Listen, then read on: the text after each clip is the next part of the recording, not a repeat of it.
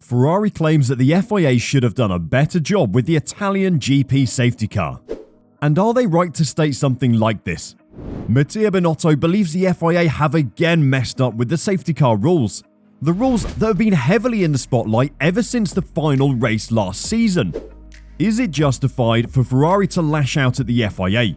And what have they done about the FIA's decisions in the race? Let's jump in to find out. But before we dive in, we'd like to ask you a question. Should there be any rule changes to the safety and virtual safety car procedures? Let us know in the comments below.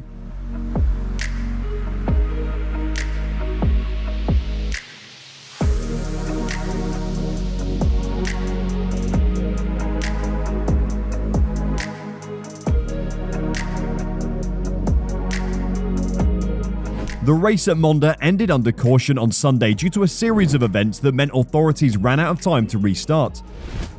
With Daniel Ricciardo's car stopping at the side of the track 6 laps from the finish and triggering a safety car brake, there should have been plenty of time to restart the race. However, because the car was locked in gear, it took marshals longer than expected to remove it, and the safety car picked up George Russell rather than race leader Max Verstappen, causing a further significant delay until the field lined up behind the front Red Bull. There were not enough laps remaining by the time Verstappen was slotted in behind the safety car to allow lap cars past and restart at the conclusion of the following tour, as the rules require. With the race ending under the safety car, leaving fans across the world upset and eliciting boos from the Italian GP crowd, there have been calls for F1 to revisit the practice of red-flagged races in such situations to assure a restart. But Binotto, who saw Charles Leclerc denied a late shootout with Max Verstappen, believes the rules as they are work and that the failure at Monza was all the fault of the FIA. "I don't think it's a matter of changing the rules," he said. "The rules have been discussed largely, especially after Abu Dhabi last year. They were discussed with the FIA, F1 and the teams, and we came to a conclusion that the current format is probably the right one to keep. So I don't think it's a matter of regulations today. I'm certainly disappointed for how long it took them to decide, and I think we're not understanding why it took so long to release the cars behind the safety car and the leader." Although it took several laps for Ricciardo's car to be removed, Binotto does not understand why the field could not be bunched up in the correct order much sooner. "I don't think safety could be the right reason for it," speaking of the delay, he said.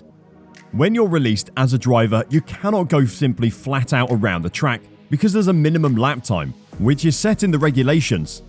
And this minimum lap time is there to make sure that whenever they're running and driving, they're doing it safely. So what we don't understand is, with the current regulations that we believe are right, why it took so long for them to decide."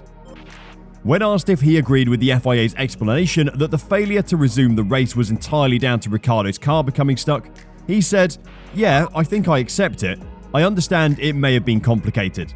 But still, in parallel, I think we could have, with the safety car, done a better job in order to prepare the entire train of cars to be ready for a new start of the race, and that didn't happen. I think simply that was wrong and could have done better, without changing the regulations. The regulations are in place, it's only a matter of applying them in a better way." Binotto stated that his belief in the safety car was not due to a missed opportunity for Leclerc to win, but rather because he believes the show suffered as a result. "I think they simply need to do a better job for F1, the show," he said. "It's not Ferrari and Tifosi, because if the safety car would have ended before, how would the race have finished? I don't know.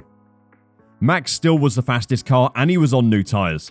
But generally speaking, I think we should try to end the safety car as soon as possible and give more track time, race time to all the drivers." The disappointment of today was to see how long it took them to decide, and we believe in that respect.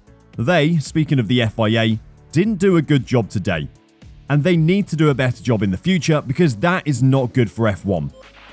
That's a bold statement to make, especially as statements like this from team bosses can get people fired. We're looking at you, Toto and Massi. But nevertheless, the race didn't deserve an ending like this. But what did the FIA and others have to say about it? So when the leaders pitted for fresh tyres in expectation of a restart, the race continued under safety car conditions until the end, causing frustration in both runner-up Leclerc and Verstappen's team chief Christian Horner. "There was enough time to get that race going," Horner told Sky. I think they picked up the wrong car. They picked up George Russell. The FIA has now responded to explain why the race was pulled in under caution, claiming that the severity of the incident did not justify a red flag. An FIA spokesperson said, "While every effort was made to recover car number 3 quickly and resume racing, the situation developed and marshals were unable to put the car into neutral and push it into the escape road. As the safety of the recovery operation is our only priority, and the incident was not significant enough to require a red flag, the race ended under safety car following the procedures agreed between the FIA and all competitors. The timing of the safety car period within a race has no bearing on this procedure." Leclerc admitted that the safety car interruption had not influenced the outcome of his race. "I mean, the end was frustrating," he said. "I wish we could have ended up racing, but unfortunately we were second at that place because of what happened, so it's a shame. But overall, I gave it all for P2 today. I wish I could have won in front of the amazing Tifosi we have here, but I just couldn't today." Leclerc stated that he and Ferrari chose the early virtual safety car stop to ensure that the cars behind were covered, but that they would need to investigate whether the decision was correct. "We didn't know what they were going to do behind, so we took that choice," he explained.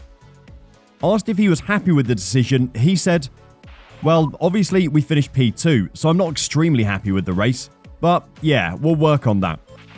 When asked to explain what happened, Ricciardo stated that he had no warning that the car was about to shut down and that there was nothing I could do. "It just switched off," he said. "I didn't feel any warning signs. I was in Lesmo 1 and then just nothing. And because then it was off, I was in gear. So I tried to pull over to the inside, off the racing line obviously, to a safe area as soon as possible. But I couldn't see anywhere where I could pull in, so I just had to stop on the grass, and that was it. I tried to get out of the car as quick as possible and do what I could. But obviously, I heard at the end that the race ended like that under safety car.